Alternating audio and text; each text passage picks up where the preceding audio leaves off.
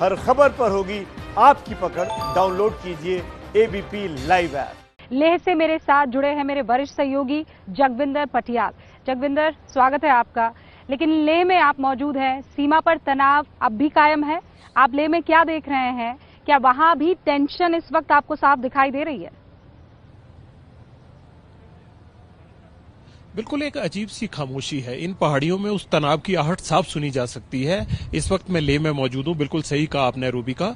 और यहां से अगर हमने पेंगोंग लेक वगैरह जाना होता था तो पहले आमतौर पर वो टूरिस्ट प्लेस हैं और वहां पर जाने की इजाजत मिल जाती थी, एडमिनिस्ट्रेशन से एक परमिट लेना होता था। लेकिन अब 20 किलोमीटर के बाहर के दायरे के आगे जाने की इजाजत नहीं है। लेह में आप 20 किलोमीटर के दायरे में ही रह सकते हैं। आज हमने कोशिश की पेंगोंग लेक की तरफ जाने की, लेकिन हमें रास्ते से सेना के जवानों ने वापस मोड़ दिया। उन्होंने कहा कि फिलहाल कोई ऐसा आदेश नहीं है, लेकिन आगे जाना आम आदमी के ठीक लिए नहीं है, इसलिए हम जाने की इजाजत नहीं दे रहे। हम दुर्बुक रोड पर भी जाना चाहते थे, लेकिन वहां जाने की भी इजाजत नहीं मिली, क्योंकि रूबिका जो असल झगड़ा है वो लेह से जो दुर्बुक होते हुए श्योक से दौलत बेग रास्ता जा रहा है, जो रास्ता बनाया है भारत की ओर से भारतीय सेना ने और भारत सरकार ने, उस रास्ते को लेकर ही ये बखेड़ा खड़ा हुआ है। इन पहाड़ियों को चीरते हुए भारतीय सेना कैसे चीन की उस एलएसी के साथ साथ घूमेगी, इसको लेकर चीन परेशान है। और ये 250 किलोमीटर का जो रास्ता है, सड़क है 255 किलोमीटर की,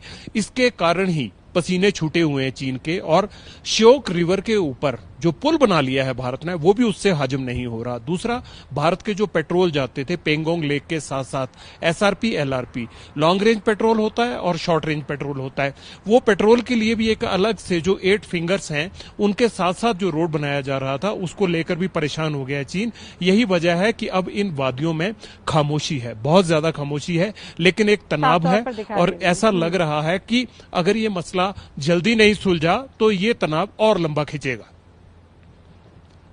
टेंशन साफ तौर पर दिखाई दे रही है। 20 किलोमीटर के दायरे के आगे आप जा नहीं सकते हैं। जगविंदर हमारे साथ लगातार बने रहेंगे। कुछ और सवाल है जिनके जवाब हमें तलाश नहीं। लेकिन गलवान घाटी में हिंदुस्तान के 20 जवान शहीद हो गए, लेकिन मौत से जूझते वक्त भी वो हिंदुस्तान का माथा और ऊंचा कर गए हैं।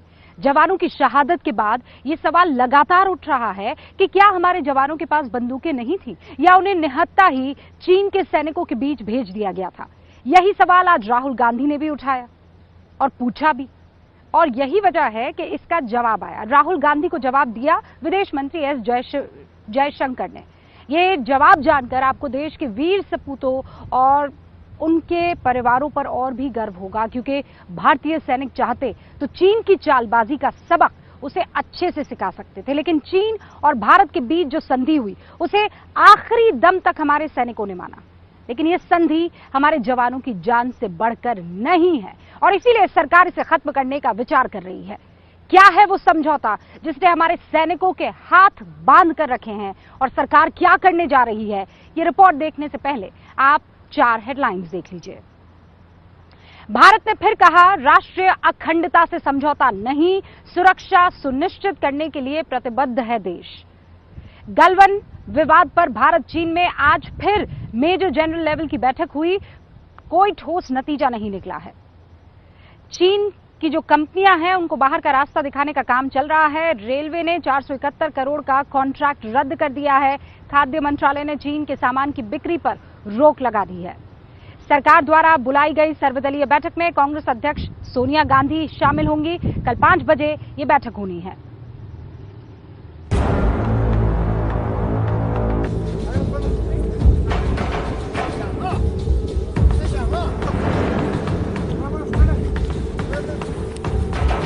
हमारे जवानों का बलिदान व्यर्थ नहीं जाएगा।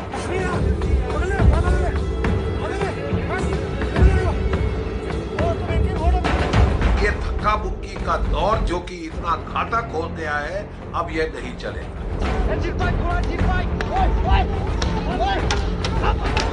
संयम की आवश्यकता नहीं है।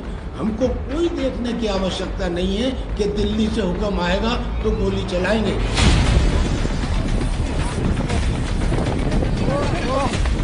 आप सोच रहे होंगे कि आखिर गलवान घाटी में भारत के 20 सैनिक शहीद हो गए और एक भी गोली नहीं चली। ऐसा क्यों हुआ? ऐसा हुआ एक संधि के कारण, जिसे रूल्स ऑफ एंगेजमेंट कहते हैं। लेकिन चीन से खूनी संघर्ष के बाद भारत ये संधि खत्म कर सकता है। इसे समझने के लिए आप एक वीडियो देखिए।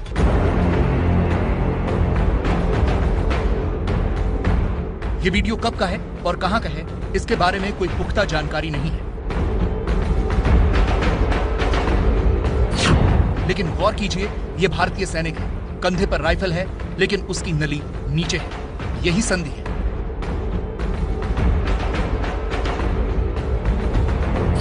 अब इस भारतीय सैनिक को देखिए और राइफल की पोजीशन देखिए। इसे देखिए, यहां भी राइफल की नली नीचे है। चीन के सैनिकों को भी देखिए, उनके कंधे पर भी जो हथियार हैं, उनकी नली नीचे की ओर है। विरोध हो रहा है, फेस ऑफ जारी है, बैनर के जरिए अपनी बात कही जा रही है। सैनिकों के कंधे पर हथियार हैं, लेकिन उनकी पोजीशन नीचे है। यही है भारत और चीन के बीच 1996 में हुई संधि, जिसे रूल्स ऑफ एंगेजमेंट कहते हैं। लेकिन गलवान घाटी में चीन के साथ हुए खूनी संघर्ष के बाद चीन की दादागिरी का जवाब अब बैनर दिखाकर नहीं दिया जाएगा। ना ही अब अधिकारी अपने जवानों को पीछे हटने के लिए कहेंगे।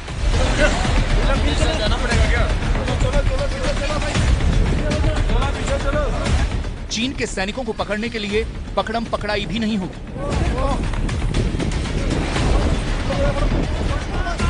हो सकता है कि अब भारतीय सेना फैसला ऑन द स्पॉट करे।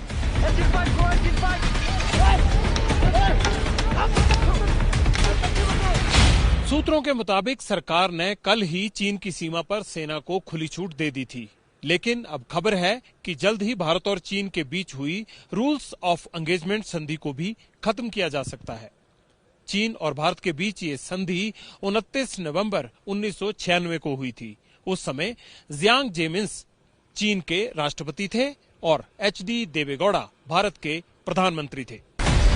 रूल्स ऑफ एंगेजमेंट के 7 अध्याय हैं, जिसके मुताबिक LAC के 2 किलोमीटर के दायरे में गोली नहीं चला सकते, सैन्य तैनातनी के बीच बम धमाके भी नहीं कर सकते, LAC पर रासायनिक हथियारों के इस्तेमाल की पाबंदी है, LAC पर तोप, टैंक, मोर्टार और मिसाइल नहीं ला सकते, बड़े स्तर पर सेना के युद्धाभ्यास करने पर भी पाबंदी है। साथ ही LAC के 10 किलोमीटर के दायरे में लड़ाकू विमान और हेलीकॉप्टर्स के उड़ान पर भी रोक है। एक्चुअली जो PLA है वो प्रोफेशनल आर्मी नहीं है, वो उन्होंने ये धोखा दिया है, उन्होंने ये स्टेटस को बदलने की कोशिश की है। चीन जानता था कि एक बार संधि टूटी तो भारतीय सैनिक भी उसी अंदाज में जवाब देंगे। इसलिए चीन के सैनिकों ने हाथ से बनाए हुए ऐसे हथियारों से हमला किया। लकड़ी के बल्ले में कटीली तार बंधी हुई मिली, लकड़ी में ही कीलें लगी हुई थीं। गलवान घाटी में इन्हीं हथियारों से भारतीय सैनिकों पर हमले किए गए। 1996 में मिलिट्री फील्ड में रूल्स ऑफ एंगेजमेंट की संधि इसलिए की गई थी ताकि किसी भी परिस्थिति में किसी भी सैनिक की जान ना जाए। लेकिन गलवान घाटी में जिस तरह से चीन ने धोखा दिया और हिंसक संघर्ष हुआ, उसके बाद से इस एग्रीमेंट के कोई मायने नहीं रह जाते हैं। मतलब संधि की जिस जंजीर में भारतीय जवान बंधे थे वो टूट सकती है। इसके बाद क्या होगा वो समझना मुश्किल नहीं। जो लक्ष्मण रेखा चाइना और PLA ने क्रॉस की है, उससे जो अभी बांध टूटेगा ना, बिल्कुल अलग तरीके का होगा। पहले जो हम थोड़ा धैर्य करते थे, सोचते थे कि सेंसिटिव पॉइंट है, नहीं बोलना चाहिए, जिस प्रकार Tibet, Taiwan, Hong Kong, Xinjiang, Uyghur, अभी इसके ऊपर में कोई रोक नहीं है। और मेरे को पूरा यकीन है 1.23 बिलियन पीपल इसके अंदर में शामिल है। जो लड़ाई होती है ये ऑल गवर्नमेंट, ऑल नेशन और हरेक व्यक्ति की, पूरे समाज की होती है। और इसमें जो आवाजें उठ रही हैं, बाइकॉट, बैन, ये चाइना को एक बार मालूम लग जाएगा कि भारत क्या है, किसके साथ में उसने ये उल्लंघन किया है। चीन से खूनी संघर्ष के बाद ये सवाल उठ रहे हैं कि आखिर हमारे जवानों को इतनी बर्बरता क्यों झेलनी पड़ी। यही सवाल राहुल गांधी ने आज सरकार से पूछा। चीन ने हिंदुस्तान के शस्त्रहीन सैनिकों की हत्या करके एक बहुत बड़ा अपराध किया है। मैं पूछना चाहता हूं, इन वीरों को बिना हथियार खतरे की ओर किसने भेजा और क्यों भेजा? कौन जिम्मेदार है? राहुल गांधी को विदेश मंत्री S जयशंकर ने जवाब दिया। ट्वीट किया, तथ्यों को सीधा रखते हैं। सीमा पर सभी सैनिक हमेशा हथियारबंद होते हैं, खासतौर पर पोस्ट छोड़ते वक्त। गलवान घाटी में 15 जून को भी जवान हथियारों के साथ ही गए थे। 1996 और 2005 के समझौते के अनुसार ये प्रथा चली आ रही है कि फेस ऑफ के दौरान फायरिंग नहीं की जाती। विदेश मंत्री डॉक्टर एस जयशंकर के इस ट्वीट से साफ है कि गलवान घाटी में जब चीनी सैनिकों ने हमला किया तब भारतीय सैनिकों के पास हथियार थे। भारतीय सैनिक चाहते तो चीनी सैनिकों पर फायरिंग कर सकते थे, मगर भारत के जांबाजों ने दोनों देशों के बीच हुई संधि का सम्मान किया। 14,000 फीट की ऊंचाई पर मुश्किल हालात में भी देश के वचन की रक्षा की।